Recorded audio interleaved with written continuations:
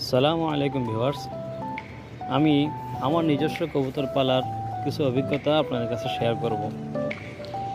আমি দীর্ঘ 2-3 বছর যাবৎ কবুতর পালন করেছি। এর মধ্যে ফেন্সি কবুতর, দেশীয় কবুতর আর অনেক জাতীয় কবুতরও আমি পালন করেছি।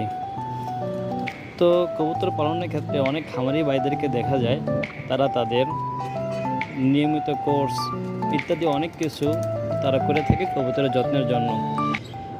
কিন্তু আমি আমার কবুতরের যত্নের জন্য এরকম বেশি কোর্স করিনি, বরং কিছু প্রাকৃতিক বিষয় আমি লক্ষ্য রেখেছি। ওইগুলো নিয়মিত পালন করার মাধ্যমেই আমার কবুতর খুব সুন্দরভাবে ডিম বাচ্চা করেছে। তো সেই দিকগুলোই আমি আপনাদের সাথে আলোচনা করব। আমার ফ্যান্সি জাতীয় কবুতর এর মধ্যে ছিল লক্ষা, শৌখিন, কিং, এর বড় সাইজ, বিগ সাইজ কিং, এগুলো। তো আমি ওদেরকে ভিটামিন কোর্স, ক্রিমি কোর্স এমন কোনো কোর্সই করেনি। কোর্স করানো ছাড়াও কবুতর দিব্যি ডিম বাচ্চা করেছে। তো কীভাবে কোর্স করা ছাড়াও কবুতর ডিম বাচ্চা করে সেই দিকটাই আমি এখন আলোচনা করব। তো মূল পয়েন্টে আসি। আমি আমার কবুতরকে কোর্স করাইনি ঠিক, কিন্তু 1-2 দিন পর পরে আমি আমার কবুতরকে আদা রসুনের রস খাওয়াইতাম।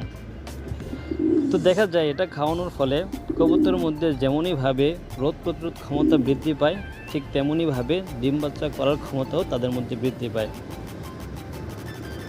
তো এই জন্য কৃমি কোর্সও করানো লাগতো না, কেননা রসুন খাওয়াইলে কৃমি অটোমেটিক পড়ে যায়।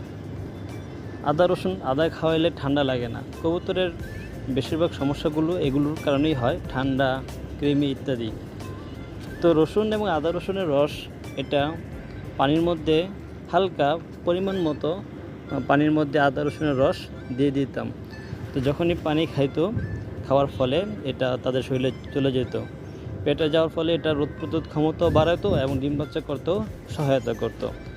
তো এই জন্য অন্যান্য যারা কবুতর পালতে আগ্রহী আছে তাদেরকে আমি এই সাজেস্ট করব, তার জন্য সপ্তাহে 2-3 বার পানির মধ্যে আদা রসুনের রসটা দিয়ে রাখে।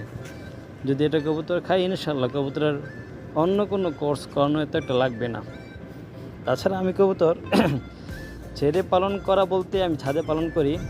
প্রাকৃতিক যে অনেক কিছু খাবে এমন কিছুই না। তো শুধু খাবার, আদা রসুন আর ডিমের খোসাটাও মাঝে মধ্যে ব্যবহার করতাম।